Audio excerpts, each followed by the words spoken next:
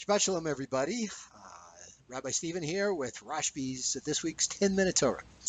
And this week, this Shabbat, we are going to be very excited to watch Alexis Rose Freeman become Bat Mitzvah this week. She's been working very hard. It's going to be very exciting. And she's going to be talking about this week's Torah portion, Lech L'cha. Go for yourself. This is what Hashem tells Abram when he is 75 years old. Abram. So at this point, he is Abram. And he is obviously someone who's very, very special.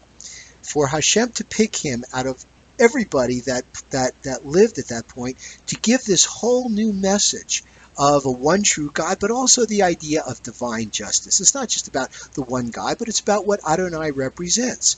You know, the idea of mercy and the idea of divine judgment. Very new concepts, because Abram lives in a community in Babylonia which is dominated by paganism, idolatry, heathenism, all of that. And yet this is one person who conceives, as my rabbi when I was 14 going through a confirmation class said, sees that there's this one tremendous force that governs everything. This is a force that created the universe and sustains it, as our morning blessings state. Now, it's interesting about this because a lot of people, there's some people that feel that God just created the universe and that's it. You know, let the chips fall where they may, and that's the end of it. But you know, in our morning blessings that we say every morning, you know, blessed art thou, Lord our God, King of the universe, who sustains the universe. So our belief is that Hashem didn't just create it, but He lovingly sustains us and watches over us. All right. So, what does Hashem say? It's like a beautiful song written by Debbie Freeman, the late great Debbie Freeman. Lech L'cha, to a place where I will show you. Go you out to a place that I will show you. Go out to a place where you do not know. So this is really kind of radical. So here's a man who is 75 years old, has basically lived his whole life, you know, in Babylonia. And now, this one force that he's just thought about is telling him to leave his home at the age of 75. So, Abram does it. He just picks up and leaves. Takes with him his wife, Sarai, and his nephew, Lot, and they go. So, think about these names. Very interesting. I mentioned the name Abram and Sarai. Now, we know them as Abraham and Sarah. Well, that doesn't happen until later on in the portion. And we'll come to that in a couple of minutes. But for right now, Avram, as he was known, was given 10 trials. The first was to pick up and leave. The second one is that there's a famine in the land, and Hashem says, go to Egypt. Now, this sounds familiar to those of us that study the Torah, because what does it portend? The idea of Jacob with his 70 souls going down to Egypt himself, right? Because here he is with his family, and there's a famine in the land once again, and Joseph, of course, had been sold into slavery, and he's down in Egypt already as the viceroy, the assistant pharaoh, and he goes down there to spend time with Joseph after they find out who he is, and settle there. Well, for right now, Abram and Sarai go down there, and they're in Egypt, and the Pharaoh sees Sarai. Now, Sarai is 65 years old, yet she's beautiful. She's a beautiful form. So the Egyptians, being the people that they are, see her, and they want her, you know, and Abram is like, my gosh, if they find out that, you know, you're my wife, they're going to kill me to get you. So he says, well, just say you're my sister. Now, some people say, well, that was kind of a lie, which it kind of wasn't. It was actually stretching the truth, because in reality, Sarai was Abraham's niece, as was Lot. Lot was the son of his brother, who was killed, purportedly, according to Midrash, by the king of Babylonia, who was now Nimrod, a skilled hunter.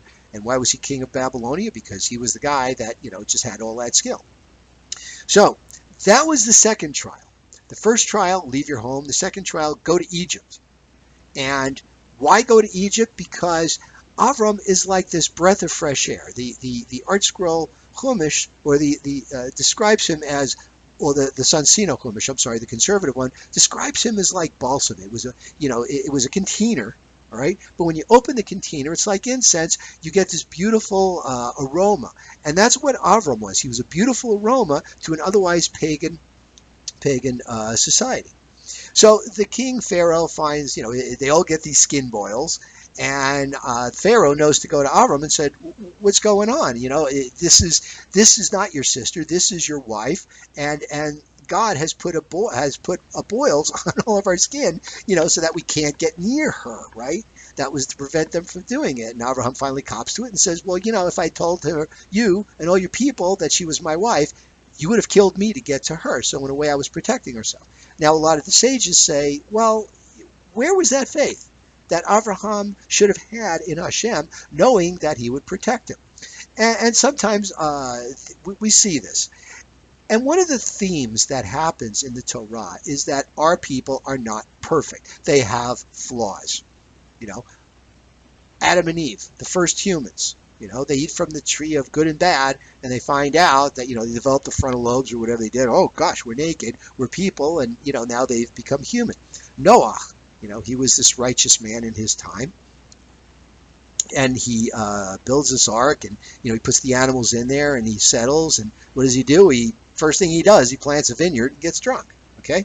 Avram, a very righteous man, way ahead of his time, just a thinker that's never been in our planet before, and yet here he is. He doesn't have complete faith. Now, some people could say, well, this is an entirely new concept. There's no history to back it. He's going completely on faith, and maybe his faith wasn't so perfect. All right, we can maybe cut him some slack, because there's going to be other tests later on. That's the first two. We got 8 more to go. So Pharaoh sends off Avram and Lot, and he gives them lots of goods. He gives them cattle and sheep. He's got herdsmen. And so now he's got quite a few things. So they go out and they settle in the land that was, yes, Sodom and Gomorrah. And, Lot's shepherds and Avram's shepherds don't get together. They don't get along. So they decide to kind of, go different ways. And Lot decides to stay in Sodom and Gomorrah, and Avram goes to a different place. So here we see another side of Avram, because Lot gets involved in a war. He gets kidnapped, and Avraham goes and with his men, and he rescues him. So that's another one of the incidents that happens. But let's skip a little bit. Let's skip ahead a little bit.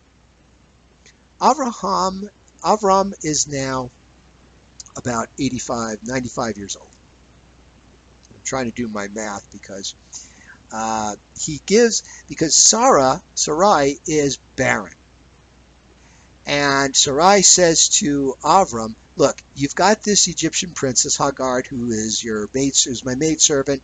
Let me give her to you as a concubine so you can have a son, an heir." So Avram and Hagar together have Ishmael.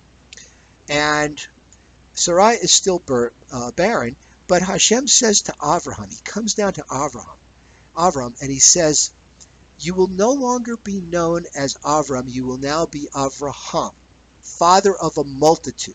That's what Avraham means. And Sarai, instead of my princess, Sarah. The hey is replaced by the yud, and now it's like the princess. And Hashem tells him, you will eventually have Sarah will eventually have a son. Now, it is actually a positive and a negative commandment. You will no longer be known as Avram. You will now be known as Avraham. And you will see in a lot of the commentaries in different Chumashim that even when he's still known as Avram, the commentary refers to him as Avraham and Sarai as Sarah. So here is Avram at the age of 99, and Ishmael is 13. And he goes and he circumcised himself as this new covenant. Now, it's kind of interesting how this goes. So Avraham had Ishmael while he was still Avram with Hagar.